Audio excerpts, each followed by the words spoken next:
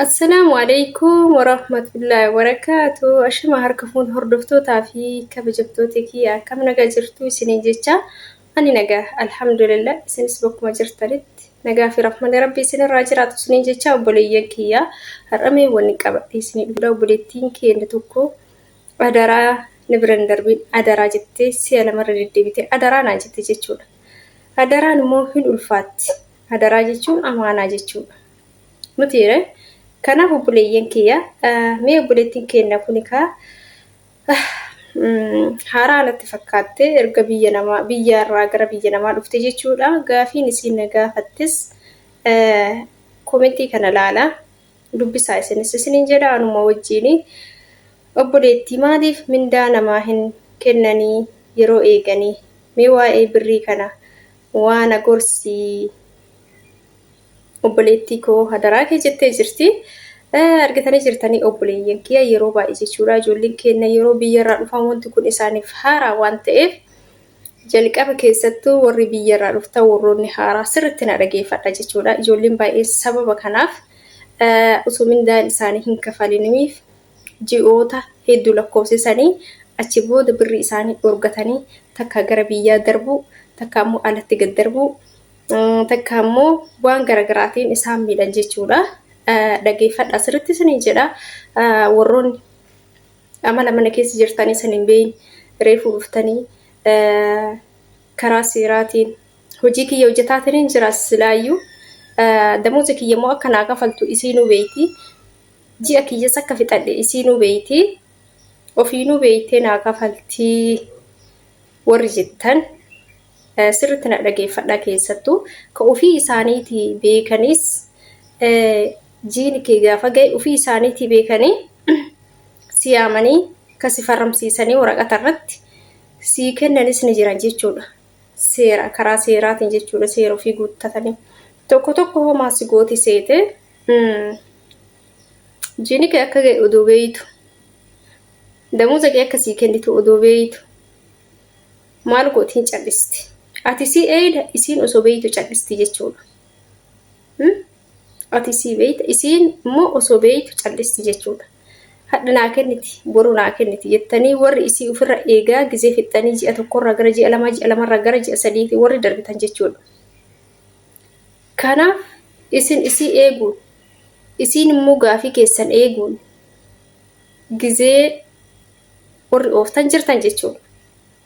Isin eegalee isin dhuftanii ijoolleen keenya jechuudha biyyarraa dhuftanii gaafa ji'a keessan fixattan damooza keessan gaafachuu qabdan.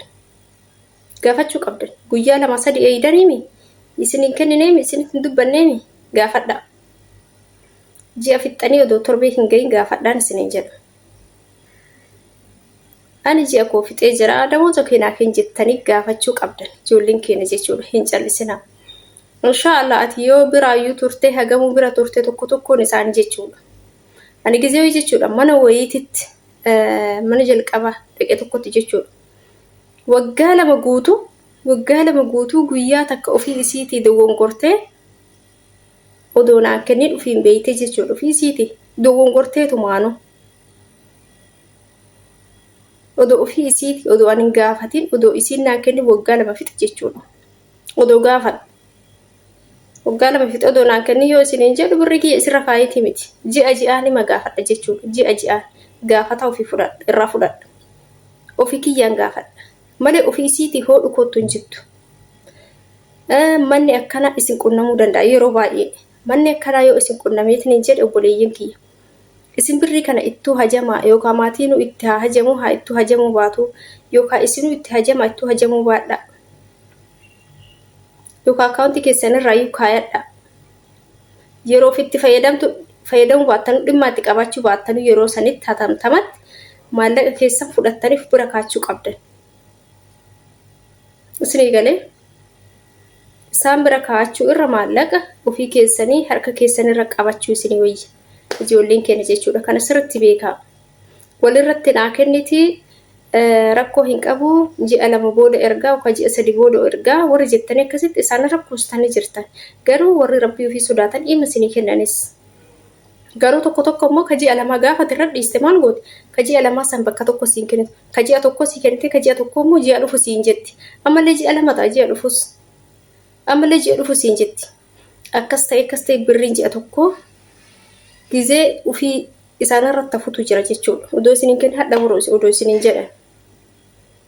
Kanaaf buleetti kiyya kana waan si gorsu viidiyoo kanarra hin hubatte jedheetiin yaada. Ati teessee isii hin eegin. Si hin eegin itti deddeebi'iitii gaafadha. Itti hajama jedhi yoo itti hajamu baatte. Itti hajama jedhi itti deddeebitee gaafachuu qabda.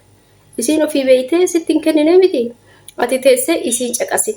Ofirra hin rafinaa. Maaliif yoo isin dhorgatte gizeedhaan oduu humna keessan mana isiitiif fixxanii gizee keessan gubdanii birri keessanii sin dhabii walirra kuustanii birri ji'a lamaa dhabuurra birri ji'a tokko dhabuu sii wayya. Ji'a tokko san keessatti gara itti baatu laaltee si dhorgattiif sii kennite qorxii beeyte si dhorgattu biraa deemtaa sii kennitu fudhattee iyyuu dalagaa keetti fufta jechuudha. Ijoolleen baay'een haala sanii birri isaanirratti kuusanii ji'a lama ji'a sadii ji'a afur gaafa gayan birri naa kennuu diddee u'u jedhan asii warra biirootii warra biiroo birri bilbila irraa hin kaastu. Achi booda maal godhan? Takka birri isaanii san dhabaniiti.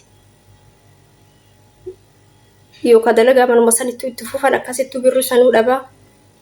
Takka hin badan birrii fi dafqa ofii sanuu gatanii odoo sanis hin gahin. Odoo gizee keessanis hin gubin. Gizeen qorxii keessan beekuuf ji'a lama odoo seenin fidi jechuu ni qabdan. Ji'a lama geette gaafa ji'a sadi geette namni birrii ji'a tokko sii kennuu dadhabe. Odoo sababa hin qabaatin amma hin jira fakkeenyaaf isaanis akkuma nu'uuti mindaa eeggatan yookaayyuu mindaa dhufuuf san karooratti baasanii yookaan ji'a sanitti sii kennuu dhabuu danda'an. Kanaaf yeroo sanitti ji'a lammaffaatii yoo si dabarsan qaxaroodhaan nu eeggadhu sii kennina jedhanii taamaanyinnatiin jechuudha. Amanamummaan ji'a lamaa sanitti achi dabarsitee fi eeggattee gaafa ji'a lamaa san ofii isaaniitii beekanii galatoomi hoodhu yoo siin hin jedhin amma sitti deddeebiteetuma gaafati gaafattu ka ji'a tokko malee ka ji'a kaanii harkaan qabu suuta sii kennuu jette akka siin kennin beekuu qabda jechuudha. Sii galee akka siin kennin beekuu qabdaa jechuudha. Ijoolleen keenya yeroo baay'ee kanatti shawwadamtanii isaanirra birriin kaatina. Birrii yoo irratti guddate birrii hin kafalan isin. Birrii irratti hin kuusina. Of bira kaayadhaa malee harka keessanii qabadhaa malee. Isin jedha obboleeyyan kiyyaa yeroo baay'ee ijoolleen haarofti isaan eeganii isaanuu silaa hin beekanii akka damooza naa kafalan isaanuu hin beekanii jiini kiyya akka gahe jettanii ofirra hin rafinaa. Yaadachiisaa. Wallahi ijoollee baay'ee bifa kanaan isaan isin dura yookaan sararatanyaa hedduu akkanatti bifa kanaan hojjechiisanii odoo birrii isaanii kennaniif yookaan akkana godhanii sisteema kanaan mala kanaan of biraa geggeessanis ni jiran. Bira hambisaa sillee haaluma san akkuma san si gochuuf yaalan jechuudha. Isin immoo birri keessan ji'a ji'aan gaafachuu qabdan. Ji'a ji'aan gaafachuu qabdan. Itti hajamaa ittuu hajamuu baadha. Ji'a ji'a irraa fudhadha.